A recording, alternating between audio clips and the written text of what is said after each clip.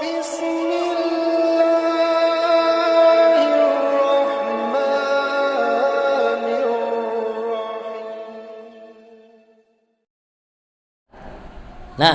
satu. Yang kedua,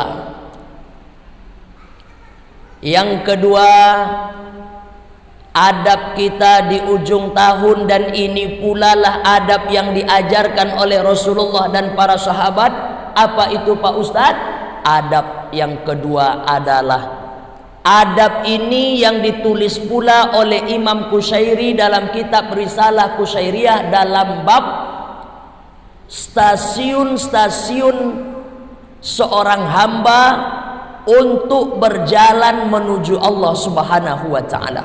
Jadi ada 49 anak tangga dibuat oleh Imam Qushairi, barulah orang itu bisa sampai dekat kepada Allah, bermakrifah dengan Allah kalau dia sudah melompat setiap anak tangga itu. Anak tangga yang pertama dari 49 itu namanya tobat. Apa namanya? Tobat. Jadi sikap kita, adab kita yang kedua di ujung tahun ini tobat. Tobat ini kalimat yang begitu sering kita dengar, betul? Dan begitu sering pula ibu ucapkan, tobatlah bu, tobat. Tapi ketika ditanya, apa tobat tuh bu? Oh, semacam tomat katanya. Nah, ibu-ibu yang dimuliakan Allah Subhanahu wa taala, sama enggak tobat dengan tomat? Iya, enggak sama. Macam ada orang kemarin ngomong pandemi.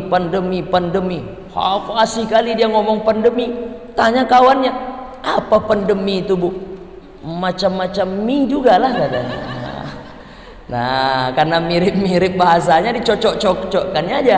Nah, ibu-ibu yang dimuliakan Allah Subhanahu wa taala, maka kalau kita sudah mengaji mesti kita faham dengan istilah-istilah itu. Namanya tobat. Inilah adab yang selalu dipakaikan oleh Nabi di ujung-ujung malam, di ujung-ujung pekan, di ujung-ujung bulan, terlebih lagi di ujung tahun. Apa itu? Tobat. Apa tobat itu Pak Ustadz?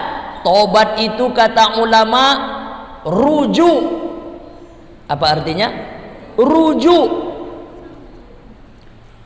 Kembali. Dalam rumah tangga kembali. Rujuk. Tobat maknanya rujuk, kembali. Kembali kemana Pak Ustadz? Kembali ke jalan yang lurus. Berapa kali kita minta jalan yang lurus itu setiap hari?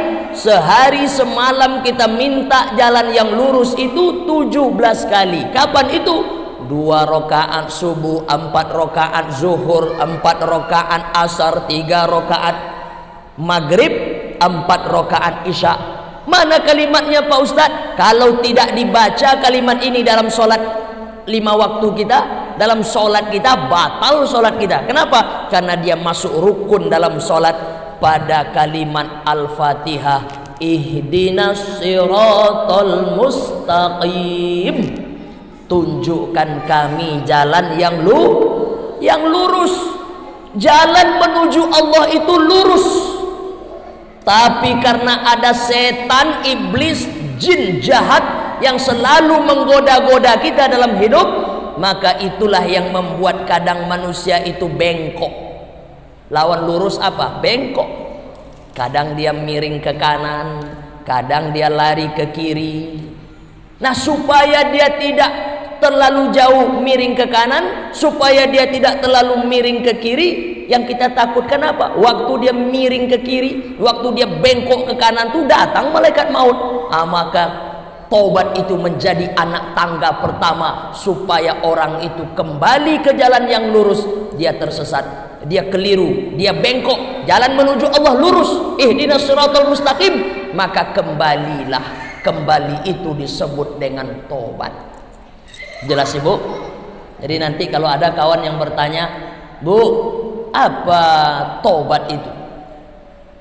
Kembali ke jalan yang hak, kembali ke jalan yang benar. Jalan siapa? Jalan Allah Subhanahu wa ta'ala. Nah, ibu-ibu jamaah yang dimuliakan Allah Subhanahu wa ta'ala. Nah, masuk kita pada poin yang berikutnya. Pak Ustadz, kalau itu Pak Ustadz rasanya sudah dari kemarin lagi saya tobat. Banyak orang mengaku tobat padahal dalam pandangan agama belum lagi bertobat. Kenapa? Karena belum cukup syarat dan rukunnya. Apa rukun tobat? 3. Rukun tobat itu kata ulama 3. Yang pertama, rukun tobat itu adalah an-nadamu fi qalbi. Ada penyesalan di dalam kolbunya. Ibu pernah menyesal setelah berbuat dosa? Ada Pak Ustadz. Nah, menyesal itulah pintu gerbang dari tobat. Jadi kalau ada orang ngaku tobat tapi nggak ada menyesal-menyesalnya, batal tobatnya kata ulama. Ada nggak orang macam itu Pak Ustadz? Ada. Saya ketemu orangnya. Tadi saya ceritakan juga di Bengkong, ketemu di Tunas Regensi, sedang minum bandrek malam-malam, datang bapak tuh. Apa katanya? Sehat Ustadz Caniago? Sehat Pak, alhamdulillah. Doakan saya Ustadz, sudah 6 bulan saya ini tak tinggal lagi sholat 5 waktu. Alhamdulillah, kami doakan. Habis ngomong itu, duduk-duduk sebentar, minum-minum, berkalam bapak itu, berucap beliau. Apa katanya? Udah berapa tahun Ustadz di Batam? 6 tahun lebih kurang Pak. Udah pernah Ustadz survei diskotik di Batam nih? Enggak pula pernah saya survei Pak. Itu udah pernah saya masuki semuanya tuh Ustadz. Ustadz hafal nama-nama narkoba? Enggak. Itu udah pernah saya makan semuanya Ustadz. Hebat kan? Hebat kan? Ente tobat atau apa? Begitukah orang yang tobat? Enggak. Orang yang tobat itu adalah, jangankan dia yang mengucap, orang lain saja yang mengingatkan dosa masa lalunya, kelamnya, masa silamnya, membayang meleleh air matanya. An-nadamu fi qalbi. Ada penyesalan di dalam kolbunya. Itulah pintu gerbang tobat. Pak Ustadz, kenapa ada orang tak ada penyesalannya sama sekali Pak Ustadz? Karena hatinya tak bersih, hatinya kotor. Hati yang bercahaya saja yang dapat menerima hidayah Allah. Ini udah kita kaji kemarin ya. Ada hidayah, ada taufik.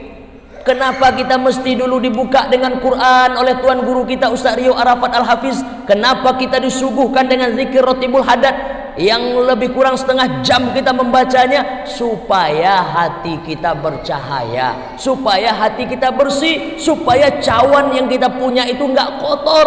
Maka hati yang tidak bersih itu berkilau, bercahaya, mudah menyesalnya. Nah, yang pertama, syarat atau rukun dari tobat yang pertama adalah an-nadamu fi qalbi, menyesal di dalam hatinya. Yang kedua, setelah pintu gerbang tobat terbuka, apalagi meninggalkan seketika perbuatan dosa itu.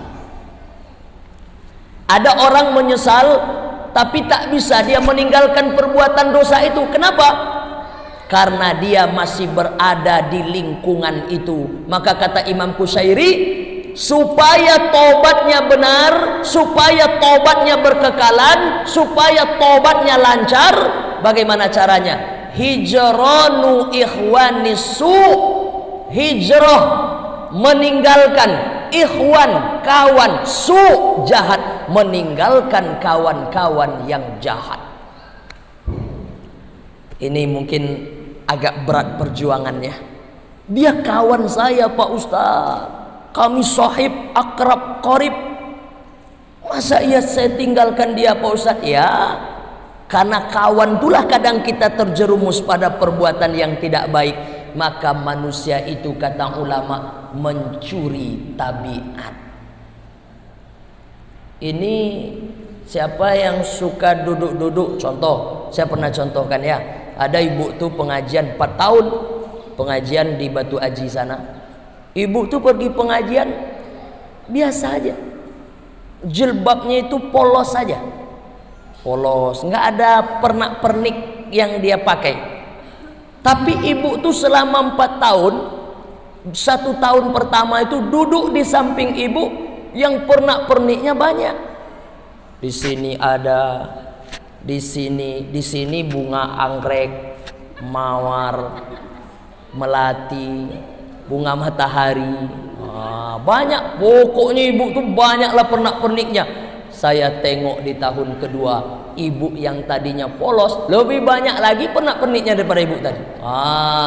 Barulah saya tahu rupanya manusia itu memang mencuri tabiat. Dulu dia baik, tapi kenapa sekarang dia jadi nggak baik? Karena tengok Pak Ustadz, dia berkawan tuh teman-temannya. Nah ibu-ibu yang dimuliakan Allah Subhanahu wa ta'ala, maka pilih kawan dalam Islam itu apa hukumnya? Wajib. Jadi jangan lagi berlaku waktu kita SD dulu ya. Apa kata sebagian orang? Yang baik itu anak siapa? Yang tidak pilih-pilih kawan. Hebat ya, dia nggak pilih-pilih kawan tuh. Wajib pilih-pilih kawan. Kenapa? Karena orang mencuri tabiat. Siapa kawan anak kita? Tengok 2-3 bulan ke depan, macam tu pula dia nanti. Nah ibu-ibu yang dimuliakan Allah Subhanahu wa ta'ala, supaya orang itu setelah menyesal, kemudian rukun yang kedua meninggalkan perbuatan itu, bagaimana caranya? Kata Imam Qushairi, hijranu ikhwanis su', meninggalkan kawan-kawan yang su', yang jahat. Kalau ada grup-grup WA yang pembicaraan di dalamnya tak tentu arah, maksudnya itu yang tidak ada faedah, yang tidak bermanfaat. Justru kalau saya baca grup itu Pak Ustadz, error otak saya. Kalau saya baca grup itu Pak Ustadz, macam-macam aneh-aneh. Itu kita mulai menepi, mulai lama-lama nanti keluar dari grup itu, mungkin izin dan lain sebagainya. Pak Ustadz, saya kacau nih sekarang. Kenapa? Saya ini aslinya nggak suka belanja Pak Ustadz, tapi karena berteman dengan kawan yang yang boros yang ini, tuh kita ikut-ikutan. Gimana? Saya ingin tobat Pak Ustadz. Gimana supaya bisa ibu tobat? Hijronu ikhwanisu, tinggalkan. Tapi kalau masih ada kita di sekitaran itu, maka pasti tabiatnya akan terus tercuri oleh kita. Nah itu yang kedua. Yang terakhir, pas waktu kita insya Allah, apa rukun tobat? Yang pertama menyesal, yang kedua meninggalkan seketika perbuatan itu, yang ketiga berjanji atau bertekad kuat untuk tidak mengulang lagi. Nah tapi khusus bagi yang nomor 3 ini, ulama menyampaikan tidak boleh kalimatnya itu begini. Apa yang tak boleh? Saya pasti tidak akan mengulang lagi perbuatan itu. Berjanji saya Pak Ustadz, pasti saya tak ulang lagi perbuatan itu. Dalam pandangan ulama hakikat, nggak boleh itu kita ucapkan. Kenapa? Karena kalau ada orang yang mengatakan pasti saya tinggalkan perbuatan itu sampai mati, seolah-olah dia yang punya kuasa dengan dirinya. Nggak boleh begitu Pak Ustadz. Nggak. Yang boleh itu gimana? Saya tak mau lagi mengulang perbuatan itu karena saya takut mati sebelum tobat saya diterima Allah. Itu saja kalimatnya. Saya berkeinginan untuk tidak mengulang itu lagi karena saya khawatir sebelum saya mati tobat saya, atau ketika saya mati tobat saya belum diterima Allah atau belum diampuni Allah. Tidak usah kita ucapkan kalimat seperti tadi. Sampai mati Pak Ustadz tidak akan saya ulangi lagi perbuatan itu. Namanya kita ini hidup, setan selalu ada menggoda. Makanya biasa saja ada orang bertobat tahun 2021 tergelincir lagi dia. Ya namanya digoda setan. Sejak kapan setan itu menggoda? Kenapa bayi menangis sewaktu lahir? Karena perutnya ditusuk oleh jin korin. Mudah-mudahan ibu tak ada punya suami Pak Korin. Karena jin korin itu jin yang mengikuti kita dari bayi.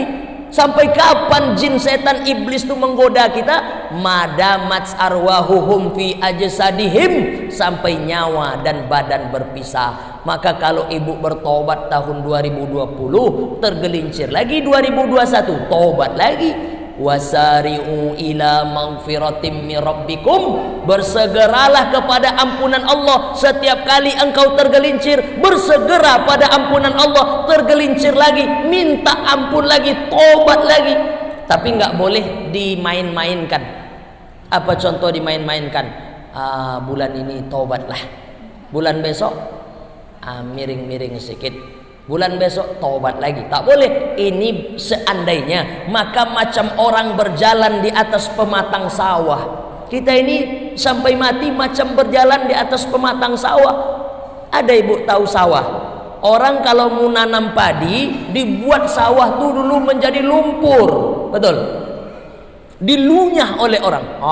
Jadi lumpur. Lalu lumpur itu dinaikkan ke atas pematang sawah supaya rumput-rumput mati yang menyelimuti pematang itu licin. Dan kita berjalan di atas pematang sawah yang licin. Kan begini nih. Agak-agak balik lagi. Miring-miring ke kiri. Balik lagi ke tengah. Jatuh ke bawah Pak Ustadz. Di bawah kan ada apa itu? Ada parit kecil, ada air. Lalu terjatuh. Begitu terjatuh, menggapai-gapai, naik lagi kita ke atas, naik kembali, namanya tobat. Jangan ibu ketika ibu jatuh, si ibu nangguk-nangguk ikan di sana, nggak ingat lagi balik ke atas. Itu tak boleh. Paham ya? Nah, ibu-ibu yang dimuliakan Allah Subhanahu wa taala. Jadi maka kalimat yang pas kita ucapkan untuk poin yang ketiga adalah, aku ingin ya Allah tidak mengulang lagi perbuatan itu, karena aku takut mati sebelum taubatku engkau terima. Tapi jangan katakan sampai mati aku tak akan mengulang itu lagi. Berjanji pasti itu. Itu nggak boleh, seolah-olah kita yang punya kuasa atas diri kita. Nah, ibu-ibu yang dimuliakan Allah Subhanahu wa taala, itulah adab yang kita bahas pada hari ini. Kita sesuaikan karena kita ada di penghujung tahun, maka itulah yang harus kita perbuat. Yang pertama, hitung-hitung pendapatan harta kita, kemudian jumlahkan sampai enggak 85 gram emas. Kalau sampai, jangan lupa zakatnya. Pak Ustadz, kalau kami tak keluarkan zakatnya gimana Pak Ustadz? Ingat, dia akan keluar dengan caranya sendiri. Renungkan itu ya. Nah, kemudian yang kedua, adab kita adalah mengingat-ingat dosa, salah dan silap, mengevaluasi diri sebelum masuk ke tahun yang baru. Maka mudah-mudahan kita sudah menjadi orang yang mensucikan diri, sehingga masuk tahun yang baru, lembaran baru, semangat baru, dan insya Allah semuanya semakin berkah. Amin ya rabbal